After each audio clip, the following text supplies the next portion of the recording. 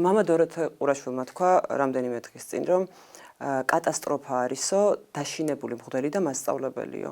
პოლიციელიც უდიდესი კატასტროფაა. ცკი არა, პოლიციელი არის უდიდესი კატასტროფა. შეშინებულმა, დაშინებულმა პოლიციელმა როგორ უნდა დაიცვას რომელიმე მოქალაქე? ან რა დაცვაზია საუბარი? ანუ მაგიტომ ამბობ, ხელისუფლებამ დღევანდელი პოლიცია აქცია საკუთარ ყარაულად მართლა ესე ვფიქრობ, იმიტომ რომ პარლამენტის ირგვლივ უნდა დააყენოს, რომ მათ კონდეთ შესასვლელ-გამოსასვლელი უსაფრთხოების დერეფანი და პოლიციელები იძულებულები არიან, ნაწილი მაინც იძულებულები, არ ვიცი, უკვე საზოგადოება ისე ხედავს, რომ მათ ეს უნდათ.